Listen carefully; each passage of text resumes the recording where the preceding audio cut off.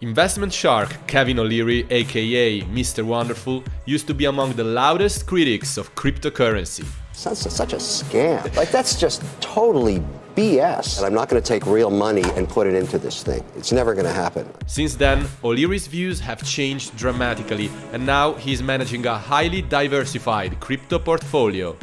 I am a huge advocate for Bitcoin. I treat it as an asset, no different than a AAA office tower in Boston. In individual tokens and coins and chains, I've got 33 different positions. What is Mr. Wonderful's current investment thesis on crypto?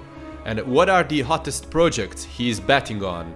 Find out in another exclusive Cointelegraph interview. So for a long time, you were a vocal skeptic of crypto, but then you changed your mind about it, and now you're an advocate. So what was the turning point that made you change your mind about cryptocurrency? The regulator. What I started to see, I have many investments in financial services industries. Many of them are regulated already because they're issuing indexes and securities and whatever else. I cannot afford to be non-compliant. That's not possible for me. Everything I do has to be compliant by the regulator, otherwise it causes chaos in my businesses. I have multiple investments. And so there was a period where the regulator was extremely proactive and not constructive on cryptocurrencies, and it was a very difficult time with the SEC and the other regulators in the U.S. So during that period, yes, I was a skeptic because I didn't anticipate anything that would change my mind if the regulator didn't. And then all of a sudden things started to change. I invest globally, so I'm very aware of what's going on in Switzerland, France, Germany, Australia, New Zealand, Canada, the Nordic countries.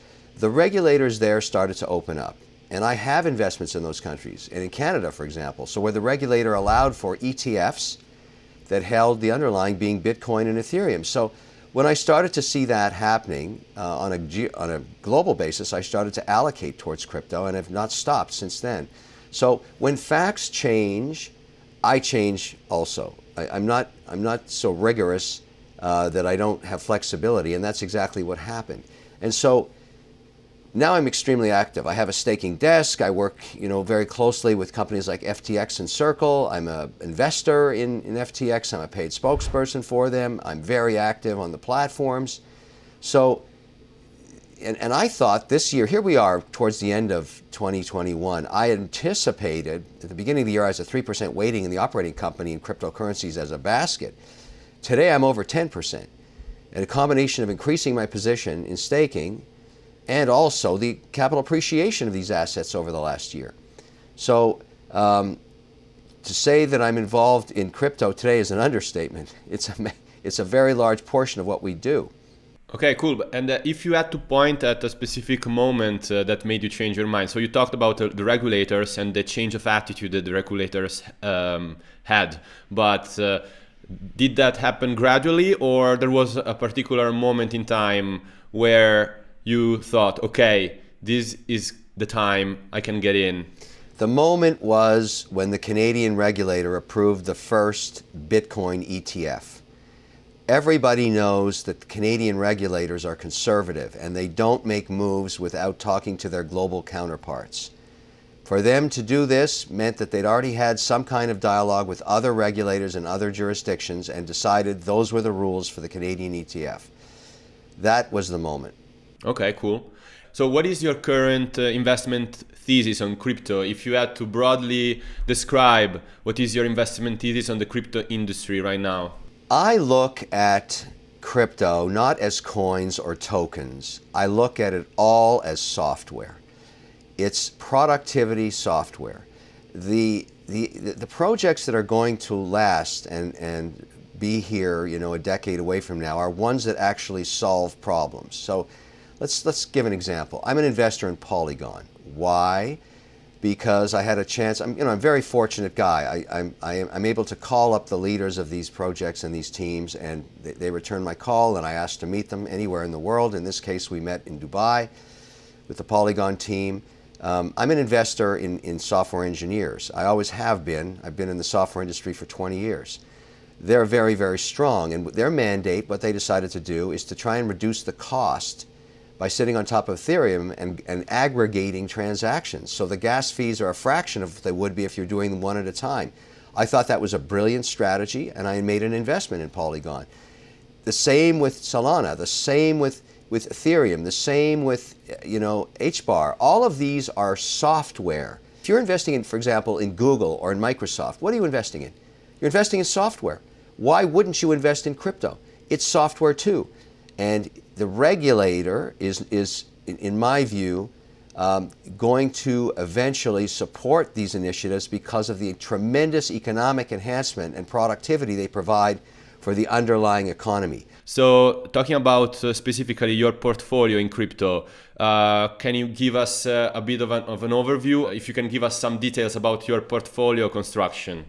In individual tokens and coins and chains, I've got 33 different positions, wide range of diversity. I look at this the same way I look at managing an equity portfolio. Never more than 5% in any one name, never more than 20% in any one sector. So in that theory, that mandate means that I can go up to 20% in crypto. Right now I'm just over 10, about 10.7. But I've also made equity bets. For example, I have an investment in WonderFi, a Canadian company that is democratizing DeFi. So they're launching their product in January. They've been working on it for over 2 years. One of the biggest challenges for the individual, like my daughter or my son, who want to do staking and remain compliant with tax authorities, depending on what jurisdiction they're in, is it's very complicated to actually do it. If you have $14,000 in your bank account and you decide that you'd like to stake some of it, WonderFi is working very hard to make that very easy to do. And that's one of my investments, because I think cryptocurrencies are not just for the crypto elite. There's a huge demand within the population to solve for the fact that interest rates are so low. So just on staking alone, that's a huge opportunity. Well, I'm a big believer that NFTs, which are basically digital wallets of information, are going to be very big in the physical asset world. One specifically that I'm part of the advanced thinking on, if you want to call it that, I'm funding a white paper on it right now, is for the watch industry. The watch industry, as you may know, is one of the fastest growing asset classes in the world right now. Multi-billion-dollar secondary market in trading fine timepieces. And we don't have any NFTs for authentication and insurance purposes. We want that, and so does the watch industry. So the idea would be, if you take a high-resolution scan of the dial, you can identify that watch in perpetuity, and you could avoid fraudulent trading of a piece that was made to knock it off, and that's of great interest to all the great watchmakers. Just my collection alone I want to do that on. So the whole point is, there's so much activity on NFTs, and yes, I'm an investor there. Yeah, that's fascinating, because you mentioned so many different projects and so many different coins, but your attention seems not to be too much focused on Bitcoin at the moment. So I'm curious to know, what is your view on Bitcoin? Has your view on Bitcoin changed since you became a crypto advocate, and how? Yes, I have a position in Bitcoin. It is not my largest. It is close. It's up in the top quartile, though. Ethereum is larger than Bitcoin right now for me. I'm a huge advocate for Bitcoin. I treat it as an asset, no different than a AAA office tower in Boston.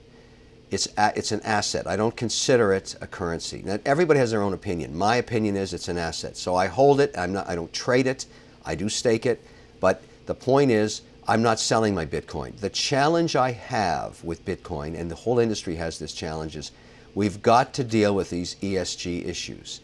There's a lot of criticism around Bitcoin because of the amount of energy it takes to get a coin awarded. And in that area, I'm working very hard. There's lots of initiatives to create Bitcoin.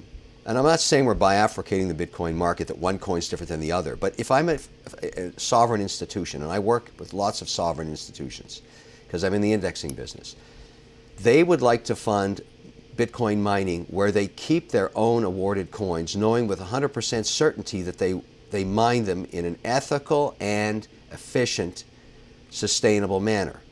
And that is where a lot of the new capital is going. And whether that be wind or solar or nuclear or whatever, all of those projects are happening globally, and they're being funded by sovereign wealth because sovereign wealth has ESG and sustainability committees on top of their asset decision making. So the next generation of coins awarded are probably going to be held in perpetuity on balance sheets of companies that are funded to make them sustainable. And, you know, that's one way to solve that problem. But you say that every investor could invest up to 20% into a specific sector. So I would ask you, what should happen in the regulatory atmosphere in the US to convince you to bring your allocation up to that 20% into the crypto industry? What I really want to have happen is I want the regulators to bring policy forward on stablecoins. That's what I want. Because stablecoins are very important to me as a hedge against inflation. And specifically, the one I've chosen to work with is USDC, because I think it's the most advanced in terms of in dialogue with the regulator, not here, but in geographies all around the world. It's a form of payment. It's also a form of hedging against inflation, because if I can at least marry my staking program with inflation, currently at 6%, at least I'm holding value. But I can't really do that until the regulator rules, because even within my own operating company with my own compliance department, they're considering stablecoins as an equity, no different than a stock. So I really can't get past 5%. It's not like I can hold a huge 30% cash position. I mean, you know, when we sold off our commercial real estate, we had a huge cash position. We couldn't, it was 30% of the operating company. So, you know, we've been working hard to redeploy that capital. But I really want the regulator to rule on stablecoins. Now, you know that there's been some controversy with certain stablecoins with the regulator. I don't touch any of that stuff. Anything that's involved in a fight with the regulator, I want nothing to do with. I am not a crypto cowboy. I work in a compliant environment. I don't want to get on you know, some kind of a mission saying we have to sue the regulator. That's insanity. That's crazy. And that's really bad idea. And so I think all of us in this industry should understand that we work with the regulator to generate the most advanced policy we can get. And the reason we do that, it's in our self-interest of sustainability, and also it gives us way more in terms of what institutions can allocate into these asset classes. So we should definitely be thinking about that. That's interesting, because you choose stablecoins as one of the main tools to get value out of your assets, while cash, if you hold cash, you end up losing value. But a lot of people would say, why don't you use Bitcoin then? Why you choose stablecoins instead of Bitcoin? Well, the challenge I have and many institutions have with Bitcoin is volatility. So when you are managing, or you're a fiduciary for capital, volatility is not your friend, because you're mark-to-market value of the portfolio every 24-hour cycle. So if you've been given a mandate by an institution, most of these mandates are based on diversity and stability, your number one mandate is preservation.